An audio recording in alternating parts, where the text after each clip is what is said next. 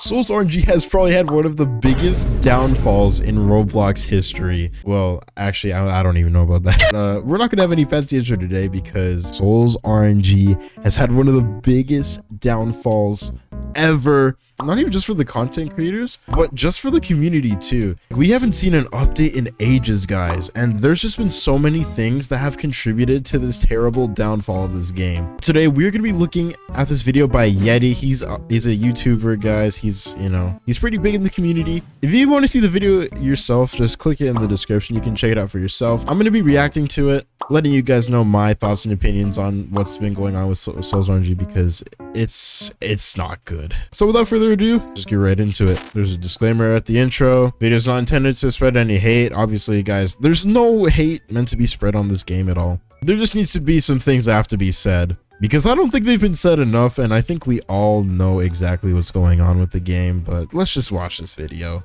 Over the last couple months, Souls RNG has managed to lose over 120,000 concurrent players, but how and why is this happening? In today's video, I'm going to go over everything that has happened in Souls RNG over the last couple months and then explain the reason for this massive decrease in player count. So guys, if you haven't even looked at the player count recently, it's pretty bad. And compared to the update, especially the Era 7 update when it was peaking at like 120,000 players, something like that, like 100,000 players, and now I think it's at like 30,000 players, which is an insane decrease. I've never seen anything like that before in just a matter of months. Like that is a huge decrease.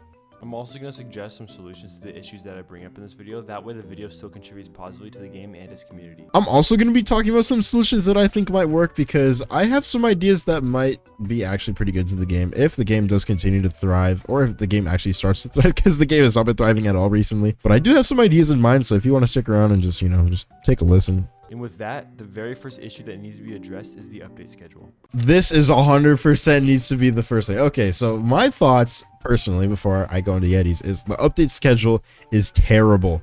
Okay, so if we look back a couple months prior, in the beginning of the year, when Souls RNG kind of came out the first time, there was just updates booming. Okay, in-dev came out, and then Era 1, Era 2, Era 3, all these updates started coming out, and it was crazy. And like the game just started like growing and spiking, and then content creators started coming in, the game started blowing up, getting massive popularity. But the second the game kind of got a little too much popularity around Era 7, Era 8, the game just slowly started to fall off with the update schedule, and it just became like a huge gap between Era 7 and Era 8 versus Era 6 and Era 7, right? I feel like just the update quality also dropped a lot, but I'll get into that later. Let's see what Yettii thinks. This issue alone has been one of, if not the biggest contributors to the decrease in player count recently. The game heavily relies on the demand for new and rare auras, and once a player finally rolls one of their favorite auras, they lose a large part of the reason why they were even grinding the game in the first place. And it doesn't help that the eras are so drastically spread apart. Era 7 released on May 10th, which resulted in the game's peak concurrent player count of 154,000 concurrent players. The game did not receive a single new content update for nearly 2 months, with Era 8 just releasing 51 days later on June 30th. Yeah, if you don't know what that means, that's almost 2 months of no update for this game. And this game, keep in mind, he said 150,000, not 120,000, guys, 150,000. And that is a lot of people. And he is definitely right, because once they roll that one thing, it's not that great anymore. Which means if they get too many auras, it's not that cool anymore. I mean, look at Noodle. He has so many auras. He's Oppression, he's I'm Peach, he's got like Archangel, he's got all these auras. The second he gets every aura in the game is probably the time that content's not going to be that great anymore because he has all these auras. So I have an idea for that, but I want to see what Yettii thinks about this. This caused a large majority of the hype to die down, resulting in a loss of 40,000 concurrent players between the two updates. Then came one of Souls RNG's biggest mistakes, the 0.5 update. Yes, this has got to be the biggest mistake I've ever seen for this game. The 0.5 updates. 2 reasons why. Number 1, when it's 0.5, that can mean 2 things. That could be that, okay, so Era 8 might not have the biggest features, right? But that doesn't mean that Era 8.5 won't have the bigger features. So we can just leave it up for that and bring out some of the small features first. That is not a good idea. Why? I don't understand why they even came up with the 0.5 update in the first place if they could just develop everything and then just make it into like another big update, Because with the 0.5 updates, it's just gonna be like tiny little things. It's not gonna be that big, and it's like that's not even the problem. The main problem is that these 0.5 updates, they don't even look that big. But yeah, the 0.5 updates really killed the game. I think that just ruined it, because if we even look at the concurrent players when Era 8.5 came out, it's only for like a little bit. And then Era 9 came out, no one really seemed to worry about it. I'll be honest, like the player count just jumped to like by 20k, and then it went back down to 40k after a day or two. I think the reason why for that is just because of the 0.5 updates alone. They introduced Era 8.5 just 33 days later, which while at first was well received, resulted in many disappointed players in their lowest player count of all time of 34,000 concurrent players. 34,000 concurrent players is absolutely diabolical, dude. I don't think I've ever seen that personally. The lowest I've ever seen was like 40k. I mean, if we look right now, let's just see how many concurrent players are right now. 44,000 concurrent players.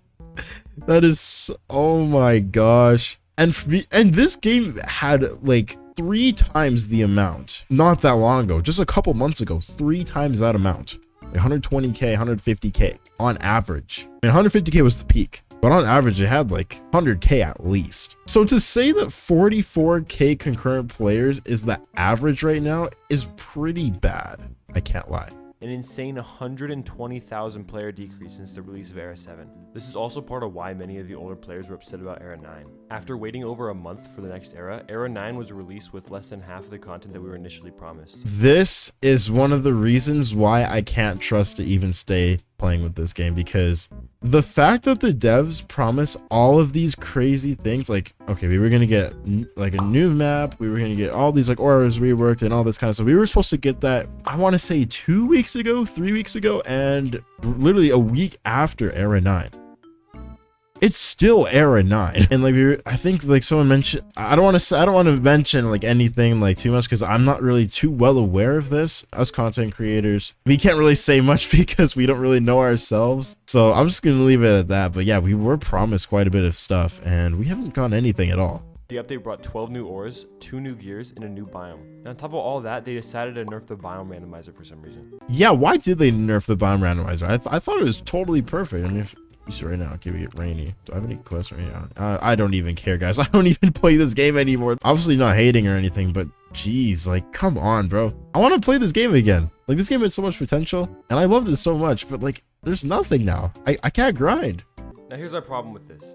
I've been developing on Roblox for a couple of years now, and I can very confidently say that this update should not have taken any more than a week to complete, with just only one person working on the update. Yeah, and if we actually look right now, like, he is pretty right. 12 auras and 2 gears and a biome, just like, that took 2 months? Hello? 2 months? Come on, dude. That's ridiculous. It just makes me a little bit upset just looking at this, dude. 12 new auras and a biome and a nerf. Like, what? And 2 gears? And I'm pretty sure they did actually promise we were supposed to get that new map, but we didn't get that because it's coming to Era 9.5. 0.5, guys. 0.5. I'm crashing it. And their team consists of 10 developers. Now, in terms of solutions for this issue, I do not think that the answer is to hire more developers, because if they can't work efficiently with 10 developers, then that is just simply not the issue. Facts. There's 10 people working on this game, and you're telling me that it takes them 2 months to come up with something like this? 10 people, and you want to hire more people because you think that's going to solve the problem?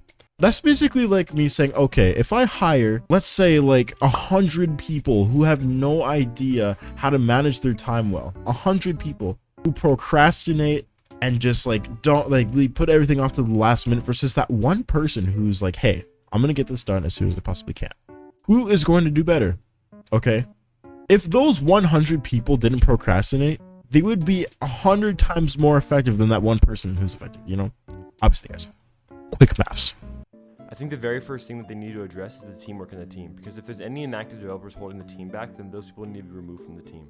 And listen, I'm not entirely against the ideas of eras taking 1 to 2 months to release, because if they did come out every other week, then they just wouldn't be special anymore. I kind of agree with that, actually. It's kind of annoying when it kind of takes like 2 months for a whole update, but I'd rather have a super big update that would take a whole month to cover than just tiny little sprinkle updates that really don't do much, because it gets boring, right? Obviously, we want to get hyped up for this, and they do a great job of that. The problem is when the update comes in, It's so lame. It's so boring. There's nothing crazy. It's the same thing as like before, but worse.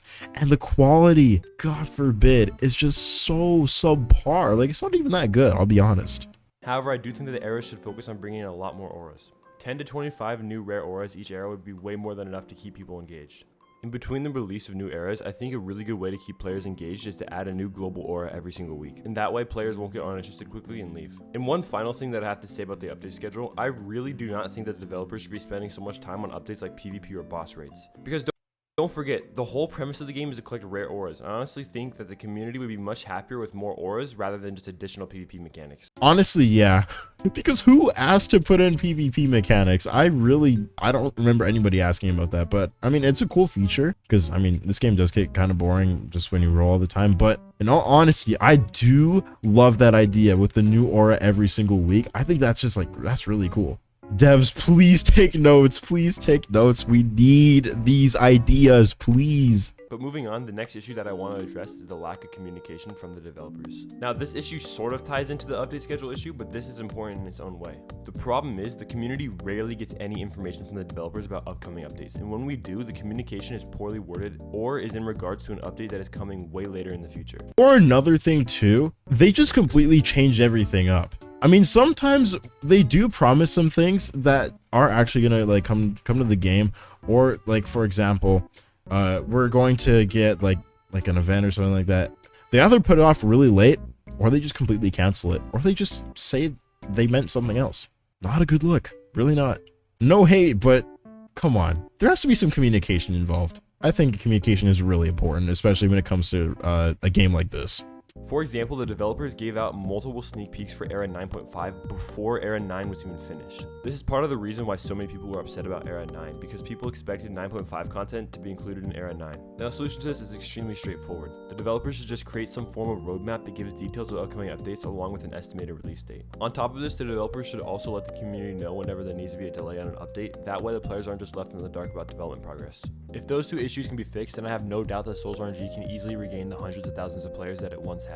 Yeah, so that video pretty much covered a lot of the things that I was going to talk about. One thing that I think they should do, I think they should host an event at least like once a week. Like every 2 weeks is totally fine. One thing I think they should do is they should make it so there's one unobtainable aura every 1 to 2 weeks, okay? So basically how it works is there's going to be like a time period or whatever. You can only collect this aura by doing a certain thing. Like for example, the Oblivion aura can only be done with the Oblivion potion, right? You can only get the Oblivion potion. It's hard to get. It's 1 in 2,000 chance. They should make it so on that week, the first person to get that one aura is going to be the only person who has it in the entire world. That not only makes it super hype for the people because the people really want to get that aura, right? That's also gonna be good for content too. I can't lie. Write that down, write that down. I mean, if I was on an account with the first person who had like this one exclusive aura, dude, that'd be insane. And yes, I know dev exclusive auras exist and only devs can have it, but no, do you know how fun it would be just having your own aura?